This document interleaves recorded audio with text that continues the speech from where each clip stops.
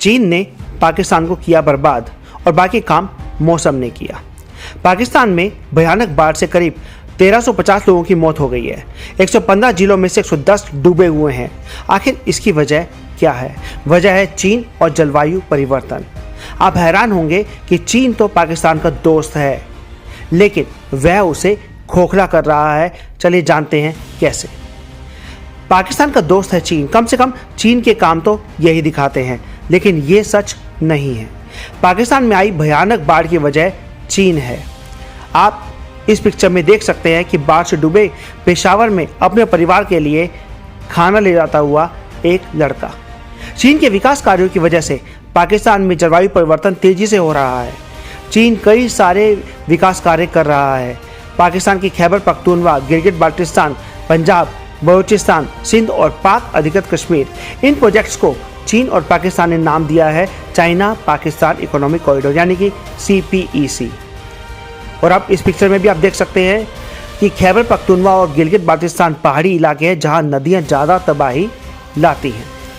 पाक अधिकृत कश्मीर POK, गिलगित बाल्टिस्तान और खैबर पख्तूनवा ये तीनों बड़ी ऊंचाई पर हैं। अधिकतम ऊंचाई 8,469 मीटर यानी 27,785 फीट है। चीन गिलगित बाल्टिस्तान और खैबर पख्तूनवा में 4 सड़कें बना रहा है। गिलगित के खुंजरेब में रेलवे लाइन बिछा रहा है। कुल मिलाकर 5 रेलवे प्रोजेक्ट पर काम कर रहा है। उसके अलावा कई बांध भी बनवाए हैं, जिनमें से कुछ पाक अधिकृत कश्मीर, गिलगित बाल्टिस्तान और खैबर पख्तूनवा में भी मौजूद हैं। अब इस पिक्चर में भी आप देख पा रहे होंगे कि बलूचिस्तान के जाफराबाद जिले के डेरा अल्लाह यार कस्बे में बर्तन लेकर खाता हुआ बाढ़ पीड़ित। पाकिस्तान डिजास्टर मैनेजमेंट ने बाढ़ की वजह से जो नुकसान के आंकड़े बताए हैं वो भयावह हैं।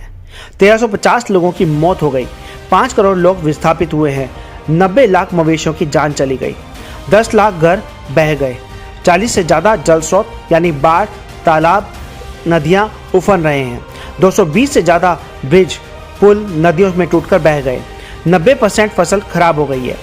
देश का 1/3 हिस्सा पानी में डूबा हुआ है। $10 बिलियन यानी करीब 80,000 करोड़ रुपए का नुकसान पाकिस्तान झेल चुका है। आखिर ऐसी आफत का जिम्मेदार कौन है? ज़्यादातर हाइड्रो पावर प्रोजेक्ट और बिजली उत्पादन करने वाले यूनिट्स कोयले से चलते हैं, जिनकी वजह से हो रहे प्रदूषण से पहाड़ों पर वातावरण बिगड़ रहा है। तापमान में लगातार वृद्धि हो रही है, इससे पहाड़ों पर नुकसान पहुंच रहा है। पाक अधिकृत कश्मीर यानी कि POK, गिलगित बाल्टिस्तान और खैबर पख्तूनवा पूरे पहाड़ी इलाके हैं। कराकोरम रेंज है यहाँ पर। इस रेंज समेत पूरे पाकिस्तान में ऊपरी इलाके में 7200 से ज़्यादा ग्लेशियर्स हैं। चीन के काम की वजह से बढ़ रहे तापमान से ग्लेशियर पिघल रहे हैं और ये मानसूनी बारिश में और ज़्यादा खतरनाक हो रहे हैं। पाकिस्तान में बाढ़ और फ्लैश फ्लड की वजह से करीब 1350 लोग मारे गए हैं। पाकिस्तान की इस तरीके की बाढ़ की आशंका सदी में एक बार ही होती है। यह है एक्सट्रीम फ्लडिंग है। पाकिस्तान में मौतों की 2 सबसे बड़ी वजह यह है कि देश के ऊपरी इलाकों में आने वाली फ्लैश फ्लड और घटिया निर्माण वाले नदियों के किनारे। आपने देखा होगा कि जब तेज नदी से पानी आता है तो नदियों के किनारे बने घर, सड़कें, रेल लाइन ये सब टूट जाते हैं। पाकिस्तान में तो ज़्यादातर चीज़ों का निर्माण चीन कर रहा है। फ्लैश फ्लड का अंदाज़ा लगाना फिलहाल दुनिया में किसी भी वैज्ञानिक संस्था के बस का नहीं है। इनकी भविष्यवाणी बहुत मुश्किल है, इसलिए नदी किनारे मौजूद लोगों को बचा पाना बहुत मुश्किल होता है। चीन ने अपने देश में 22,000 से ज़्यादा बांध बनाए हैं, लेकिन वहाँ भी हर साल भयानक बाढ़ आती है, फ्लैश फ्लड की घटनाएं होती हैं। चीन जब अपने देश में इन प्राकृतिक आपदाओं को नहीं रोक पा रहा है तो वह पाकिस्तान की किस तरीके से मदद कर पाएगा? पाकिस्तान के ऊपरी इलाकों में जंगलों की कमी है, सूखे रूखे पहाड़ हैं, उस पर चीन के काम चल रहे हैं। नीचे के इलाकों में जहां कहीं भी जंगल और पेड़ पौधे हैं उन जगहों पर विकास कार्य चल रहे हैं। तेजी से नीचे आते हुए पानी के बहाव को जंगल रोकते हैं, लेकिन अगर इन जंगलों को रेल लाइन, सड़क या किसी अन्य प्रोजेक्ट के लिए काट दिया जाए तो पानी सीधे निचले इलाकों में बहता हुआ आता है। प्राकृतिक आपदाओं को लेकर पाकिस्तान दुनिया का 8वां सबसे रिस्की देश है। अगर किसी भी तरीके के जलवायु आपातकाल की स्थिति बनती है तो पाकिस्तान की आबादी को पूरी तरीके से जूझना पड़ेगा। पाकिस्तान हर गर्मी के मौसम में मार्च से मई तक जल बुनता रहता है। इसके ठीक पीछे आती है मानसूनी तबाही। इससे पाकिस्तान की रीढ़ की हड्डी टूट जाती है और अरबों खरबों का नुकसान हो जाता है। चीन को पाकिस्तान अपना बढ़िया दोस्त मानता है। पाकिस्तान में काम कर रही चीनी कंपनियां CPEC से अरबों रुपया कमा रही हैं, लेकिन स्थानीय स्तर पर कोई टिकाऊ काम या मदद नहीं करती। इस साल जून में पाकिस्तान के इस्लाम खबर नाम के मीडिया संस्थान ने खबर छापी थी कि चीन की कंपनियों की वजह से पाकिस्तान की आर्थिक हालत और खराब होती जा रही है। चीन की 2 दर्जन कंपनियां या अन्य स्वतंत्र पावर प्रोजेक्ट दिल्ली बिजली उत्पादन ठप करने की धमकी देते रहते हैं और कहते हैं कि पहले पुराना सारा बकाया दो, तब बिजली सप्लाई होगी। पाकिस्तान को तब 3000 करोड़ बिजली पाकिस्तानी रुपए देने पड़े थे।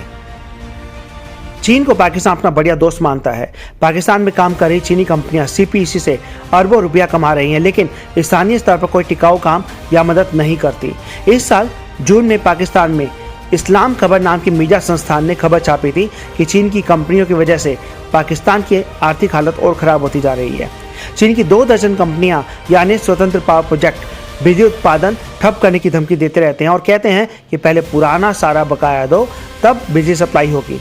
और तब पाकिस्तान को 3000 करोड़ पाकिस्तानी रुपए देने पड़े थे।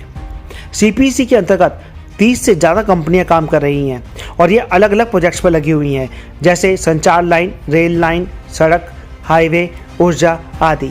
चीन ने पाकिस्तान के ऊपर से लेकर नीचे तक यानी उत्तर से दक्षिण तक अपना कब्जा जमा लिया है ताकि CPEC के जरिए व्यापार को बढ़ाया जा सके। असल में वह भारत पर नजर रखने के लिए पाकिस्तान को अपना गुलाम बना रहा है और लगभग बना ही चुका है। अगर CPEC के प्रोजेक्ट्स का नक्शा देखेंगे तो पूरा पाकिस्तान इस कॉरिडोर की गिरफ्त में दिखाई देगा। ट्विटर पर कुछ लोग चीन द्वारा कराए गए नकली बारिश यानी क्लाउड सीडिंग को भी पाकिस्तान की आपदा के लिए जिम्मेदार मान रहे हैं।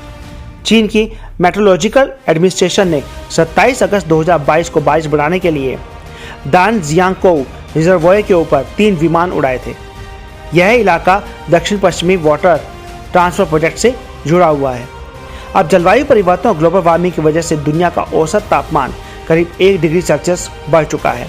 पाकिस्तान समेत कई एशियाई देशों ने इस तापमान में करीब 5% ज़्यादा की वृद्धि हुई है।